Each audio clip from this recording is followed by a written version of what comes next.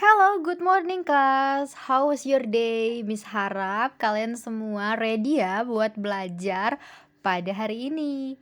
Nah, topik kita di minggu yang baru ini adalah tentang Akulah Gembala yang Baik. Anak-anak kayaknya penasaran kan dengan topik ini? Bersama dengan Miss Evelyn Angelic, hari ini kita akan sama-sama belajar di kelas ini. Semuanya ikutin ya apa yang menjadi pelajaran kita pada hari ini. Oke anak-anak, sebelum kita memulai, Miss bakalan bacain dulu tujuan pembelajaran kita hari ini. Yang pertama, kita dapat mengerti peran dari gembala yang baik, lalu menyatakan sikap rendah hati dan mau mendengar perkataan firman Tuhan. Dan yang paling terakhir adalah tujuan kita untuk mempraktekkan tindakan taat terhadap tuntunan Tuhan. Nah, anak-anak, hari ini Miss mau tanya sama kalian. Kalau misalnya ada binatang yang Miss bilang, ciri-cirinya adalah dia memiliki tubuh yang gendut, lalu warnanya putih, terus bulunya itu tebal dan keriting. Kira-kira itu hewan apa ya anak-anak? Ayo. Ya, hewannya adalah hewan domba. Nah, jadi domba itu kalau misalnya ketemu sama musuhnya itu adalah serigala atau singa, hewan itu domba ini tuh kadang larinya tuh lama banget ya kan, karena kakinya itu kecil anak-anak. Kakinya domba itu kecil. Nah, kakinya domba ada berapa ya anak-anak? Ada 4. Kakinya domba ada 4. Tapi walaupun kakinya domba ada 4, ketika ketika serigala datang, domba ini lama larinya. Akhirnya kadang-kadang domba ini diterkam sama serigala itu. Nah, tetapi ada seorang gembala. Gembala ini memimpin domba-dombanya yang banyak sekali untuk menjadi tidak tersesat anak-anak. Jadi domba-dombanya ini dituntun oleh gembala ke arah jalan yang benar. Jadi kalau misalnya dombanya ini lagi haus atau lagi lapar, nah dombanya ini diarahkan oleh gembala ke jalan yang benar. Kalau misalnya dia haus, gembalanya mengarahkan ke pinggiran sungai untuk mereka minum air itu. Dan kalau misalnya dombanya lapar, nah tugas gembala membawa domba-dombanya yang banyak itu ke padang rumput yang hijau supaya domba-dombanya ini bisa makan. Selain itu, tugas gembala juga ketika udah sore hari nih, seluruh kawanan domba-dombanya itu gembala bawa pulang nih.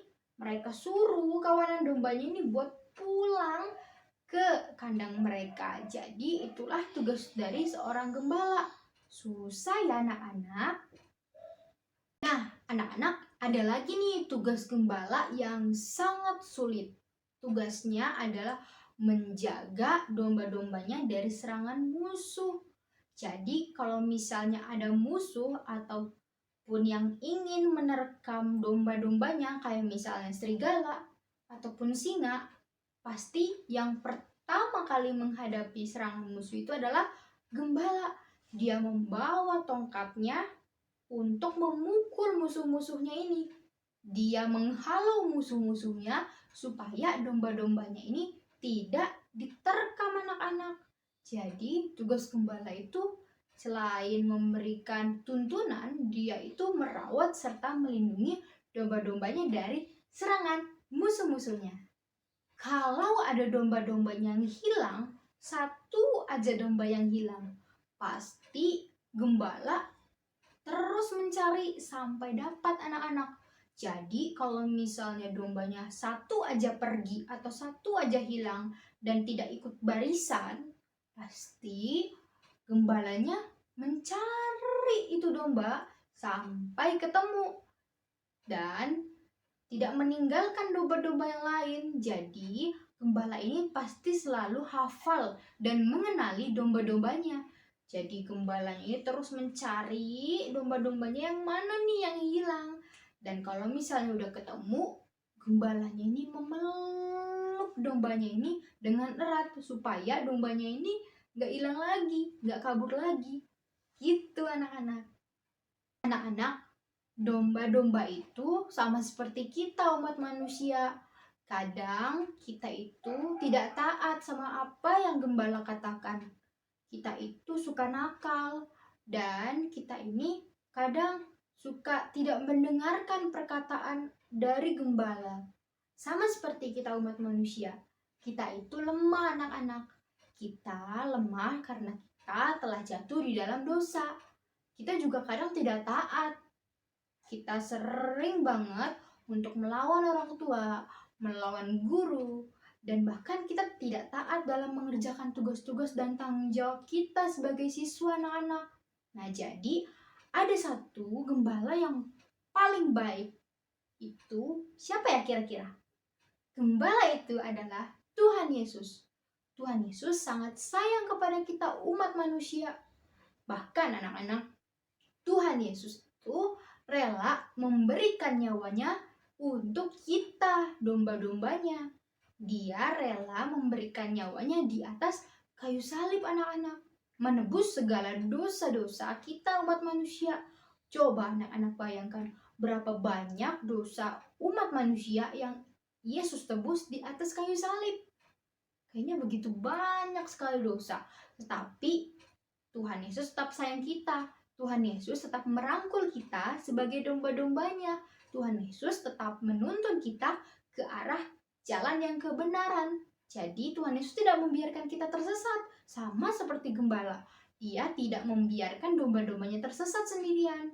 Dan pasti domba-dombanya ini merasa senang dan bersuka cita karena gembalanya sangat baik kepada kita. Oke anak-anak, selain dari Yesus telah memberikan nyawanya kepada kita, umat manusia, nah Miss juga punya nih ayat yang dapat meneguhkan kita dalam Yohanes 10 ayat 14. Miss bacain ya. Akulah gembala yang baik dan aku mengenal domba-dombaku dan domba-dombaku mengenal aku. Nah jadi anak-anak, si gembala ini pasti mengenal nih yang namanya setiap domba-dombanya. Sama seperti Tuhan Yesus. Tuhan Yesus mengenal kita, seluruh umat manusia di dunia ini tanpa kecuali. Tuhan Yesus mengenal Miss, Tuhan Yesus mengenal anak-anak di rumah, dan Tuhan Yesus mengenal semua orang yang ada di dunia ini tanpa terkecuali. Kalau misalnya anak-anak lagi sedih, kalau misalnya anak-anak lagi senang, happy, dan segala macam, Tuhan tahu anak-anak. Dia pasti tahu manusianya, domba-dombanya itu. Begitupun sebaliknya, domba-domba ini pasti mengenal dong suara dari gembalanya ini dari mana ya. Sama seperti gembala kalau misalnya memanggil, ayo ayo makan, dia pakai yang namanya tongkat atau peluit nih ya kan, memanggil domba-dombanya untuk makan.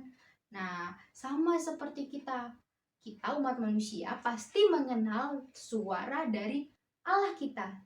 Nah dari mana ya kita bisa mendengar suara gembala kita?